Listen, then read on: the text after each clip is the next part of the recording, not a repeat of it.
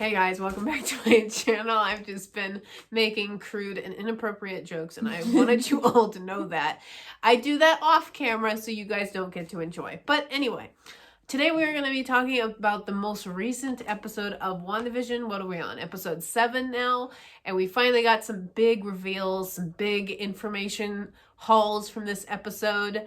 So I wanted to kick it over to Teresa to kind of summarize, because she does that pretty well compared to me. This was the Office episode, and that's why I liked it so much, because we get to see Vision and Wanda take on Office personalities. Okay, Vision was Jim. He made the Jim face multiple times, and Wanda was Pam, losing her mind throughout the entire episode. So they use the Office setting to get into how the characters are feeling now, and also to kind of set up a more erratic personality for Wanda, who's completely losing her mind at this point. I think that Wanda, the more she realizes that this reality is fake for her, the more she breaks down more, because she just can't take it any longer. And also, potentially, she's exerting a lot of power and a lot of control. So that was my thought originally when she was like, everything's falling apart and like her TV is going backwards and things are going backwards and forwards as far as time and the various TV eras. And I thought she was just overextending her energy because she expanded it so much in the previous episode. Yes, but when she's like, I'm starting to think that everything is meaningless, and then she goes out and then she flips out. This is all spoilers. She flips out at Monica for referencing Vision taken by Hayward. Mm-hmm. She really loses it there. Like, I don't want to talk about it. I love that. That was my favorite scene in the entire episode, when she's like, I don't want to talk about it. It was so good. It just gives me the idea that she's realized that none of this is real. Yes. And so that she can. She just kind of wants. She's acknowledged that none of it is real, and also she just wants to continue in it. Yes, and before when she's at her most calm, it's when she's more under the illusion. Flourish. Flourish. Press F in the comments for flourish. And I appreciate the one person that's been doing that. I really appreciate that. But we get a lot of so we see her break apart. And did anybody notice my WandaVision shirt? Yes. As she falls apart, she lets her guard down, and her kids get taken away by Agnes, who says she just wants to take them next door to give her some time by herself. Which is so creepy. So Wanda just completely doesn't care anymore. She doesn't care about Vision. When her kid, she asks, where your father is? And the kids are like, I don't know. You want us to go look for him? She's like, who cares? Like, she doesn't care about Vision anymore, and she just lets her kids go off with Agnes, who then ultimately, seemingly, spoilers, kidnaps them and makes them drink some sort of something while she feeds them lunch and makes them watch some sort of creepy Teletubby looking show. That actually is an actual show that's on. It still is a creepy Teletubby looking show. And yeah, she's just kind of let everything go. And meanwhile, Vision teams up with Darcy. I thought it was clever. I was like, why is Darcy the escape artist? I remembered, she was handcuffed last episode. And so she's the escape artist, and she gets out, and then they team up. I did think it was really funny that she thought Vision was just hitting on her or something like that. Yeah. But then they team up, and from Darcy, Vision is able to understand the backstory of Infinity War and everything that's happened to Wanda. And they try to get back to Wanda's house, but there keep being all these things stopping them, like red lights and school crossings and stuff. And Vision thinks that it's Wanda doing it, and he makes the Vision, the Jim face, like, I'm not amused. Yes. But we find out at the end that Agnes has been controlling and manipulating a lot of things to their liking, and we find out that Agatha, because she revealed herself as Agatha Harkness, has been manipulating things to make Vision doubt Wanda, make Vision and Wanda separate, so Vision can't be there to help the twins or protect anybody or keep her away. Because remember, so first of all, we find out that she made characters like Herb start to break free and start to imply that they were trapped. And she probably did that with Norm as well. She obviously made Vision go over the hex to try to save her, and that was all She's fake. trying to separate Wanda and Vision because she knows that Vision is the good influence on Wanda, and every time Vision starts to break through and make some headway with Wanda and bring her back to reality, it's Agnes who interrupts. So she was the one who sent Quicksilver to distract when they were having their big confrontation at the end of the 5th episode. And then she, through Quicksilver, encouraged Vision to go to the edge of the town and try to break free. Also, she herself was there and pushed him forward to go. And she is also the one who's putting up the roadblocks to keep Vision from getting home, because she now has their kids and is manipulating Wanda, because Wanda's eyes go purple at the end of the episode. It appears that Agnes has what she wants at this point. Yeah. Because she takes Wanda and she intentionally wants Wanda to go into the basement where she says there's the kids playing. Mm-hmm. So it seems like she has what she wants now and she wants to take it all to the next level. Yeah, so I wanted to hear some predictions for the next episode, or I should say even the next 2 episodes. I don't think we're going to move forward at all in the next episode. I think it's all going to be, let's go back and see, okay, finally, how did we get to this point? And then the big finale episode will be, we got to fight Agnes / Agatha and whoever else. Before we get to that, we see some people who might be Agnes's allies, because we see the mailman who's always around at these convenient times. He was around right before they found the dead dog, and he was around when they found the helicopter. He was around... I want a helicopter. Okay. He was around in this episode when there's a big confrontation between Monica and Wanda, and he's watching them, and then when Agnes takes Wanda away, he's like, and he walks forward, and he follows them with his packages, and Dottie's there. So we're gonna get, I'm wondering, because we know that she has to have some more allies around, and I'm curious, and Grim Reaper was teased, so I'm wondering if that's who he is. I agree. I think the mailman is Grim Reaper, and he's just kind of like a vulture that's been hovering. And not to mention, he was literally following Agatha and Wanda walking down the street, and he's got a box. I wanted to ask you this. I didn't bring this up earlier, but he was like using a dolly to carry boxes down the street, which we've never seen him do before. And so I'm curious if that... What's in the box? Yeah, what's in the box? What's in the box? I just thought that was interesting. It stood out to me the first time and the second time I watched it and the third time. So I'm just a little bit...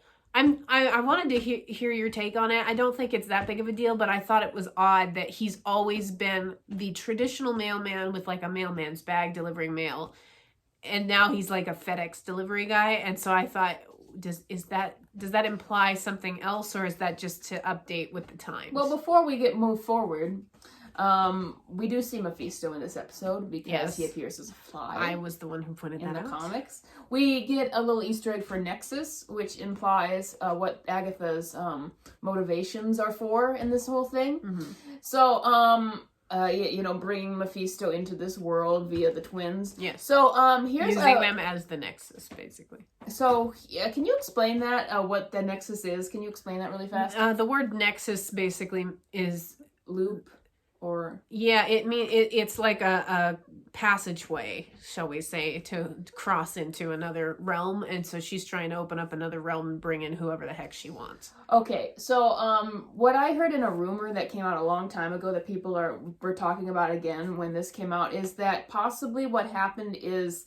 Agatha comes to Wanda as a psychiatrist or a doctor and puts an implication in her mind of what she should that she would be able to create this reality for herself, and advises her against it, but obviously it happens anyway. I also think I saw anyway in an interview with I believe her name is Donna Jo Rupp, who played Mrs. Hart, that she's actually going to play a role in the later episodes, and I think she could have been one of Wanda's psychiatrists in the first place. Here's what I think. And maybe Mr. Hart was her doctor. That's always been my theory about those two characters, especially because Wanda seems to have such a almost love-hate relationship with them, and very antagonistic with Mr. Hart, but a little bit more sympathetic with Mrs. Hart, which is why I thought that the doctor and the nurse that I think that they are we're playing good cop, bad cop with her, if that makes sense. Here's my theory. I think that we're going to see Wanda maybe seeking therapy, trying to find a place to stay. Mm-hmm. Maybe she comes in as like a This is only like 3 weeks. Like, WandaVision takes place 3 weeks after she comes back in Endgame. So not a lot of time has passed. Yeah, so I'm thinking that maybe Wanda comes to, say, Westview, and she tries to find a home or something like that. She's seeing a therapist. Maybe Mrs. Hart is the therapist. Maybe Agatha is the therapist. And so then I think she might find out what's happening with Vision, that he's being used as a weapon. And it said that in Vision's will, he didn't want to be a weapon. So she tries to get his body back. And does she try to put him back together herself? That's a possibility. We do see her trying to recreate the Mind Stone in previews. Yeah. So there's a lot of different elements that are kind of being pulled together. I'm not really clear on where they're going with this, because I think I've gotten a little bit distracted by a lot of the fan theories and a lot of the source material from the comics, because there's so many different ways this could go, and Marvel tends to kind of simplify it a lot for TV. So I think that it's going to be a lot simpler than what my expectations were before, and that's not to say that it's bad. That's just to say that I can calm myself a little bit more.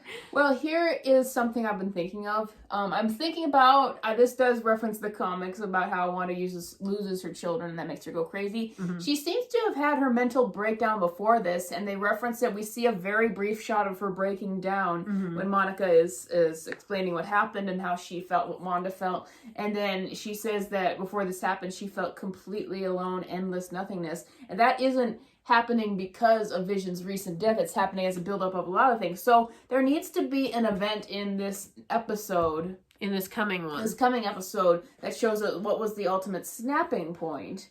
And pun intended. Yes. I have a theory. Can I share the theory? You share the theory first, because I have a theory that bounces off of that. So I had a theory, and it's not necessarily true, but what if Wanda was somehow pregnant before this happened? Yes. Yeah. Which brings up another question, but we'll get to that. What if she was pregnant, and it's possible because she was snapped and she's come out. So she finds out about the twins, and then that makes her, in the midst of trying to get Vision's body back, that makes her want to recreate Vision, or maybe Agnes encourages that, so that they can try to have their family. And what if some kind of event, like maybe even in the exertion of trying to get Vision back, and maybe she fights off some sword agents. Well, hang on. Wait. You're suggesting that somehow she miscarries. Yes. Now, I think you're making that theory too complicated, because I think she would have had to have been pregnant before she was snapped, if this was to work. I think the snap could have caused her to miscarry. Yes, because I'm seeing some event traumatic event caused her to miscarry, and that was like the final straw that sent her over the edge. But then with this, never mind.